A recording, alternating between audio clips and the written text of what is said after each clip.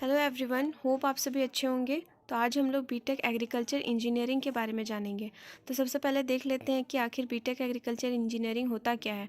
तो ये एक ब्रांच है एग्रीकल्चर साइंस का, जिसमें कि हम लोग एग्रीकल्चर के टूल्स और इक्विपमेंट और मशीन्स के बारे में पढ़ते हैं। ठीक है, ये अब आगे हम लोग देख लेते हैं कि बीटेक एग्रीकल्चर इंजीनियरिंग और बीईजी एग्रीकल्चर इंजीनियरिंग में आखिर डिफरेंस क्या होता है।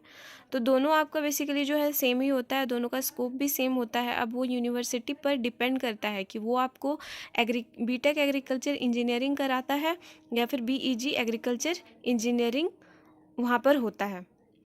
बीटेक एग्रीकल्चर इंजीनियरिंग के बारे में अब हम लोग थोड़ा डिटेल में जानते हैं कि ये जो है आपका 4 ईयर का डिग्री होता है।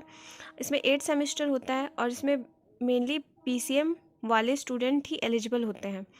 अब इसका एडमिशन प्रोसेस क्या है। इसका एडमिशन प्रोसेस आपको आईसीआर का एग्ज़ाम या फिर अदर स्टेट एंट्रेंस एग्ज़ाम देना होता है।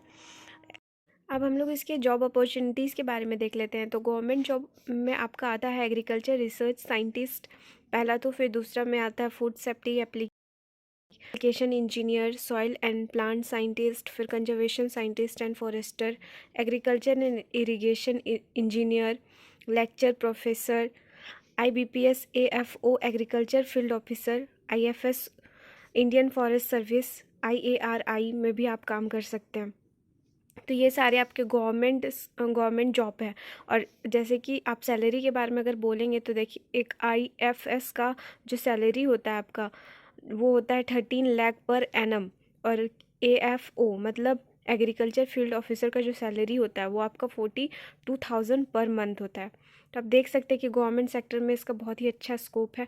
अब हम लोग देख लेते हैं प्राइवेट सेक्टर के बारे में।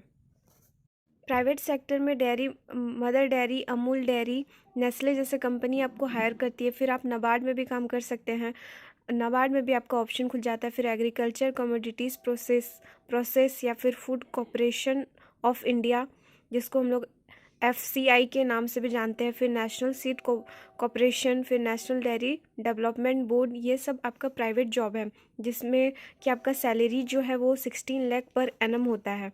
तो आप देख सकते हैं कि इसमें प्राइवेट जॉब में भी बहुत सारे अपॉर्चुनिटीज़ आपके लिए खुल जाते हैं। और अगर आप इसमें हायर स्टडी करते हैं, जैसे कि PhD या MTech वगैरह, तो इसमें आपका और ज़्यादा ऑप्शन खुल जाता है, आपका जो जॉब अपॉर्चुनिटीज़ है वो और ज़्यादा बढ़ जाता है।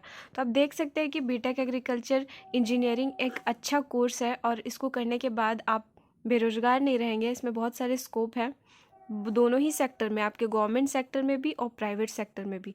होप आपको ये वीडियो हेल्पफुल लगी होगी। अगर लगी है तो please do like, share and subscribe. And thank you and have a nice day.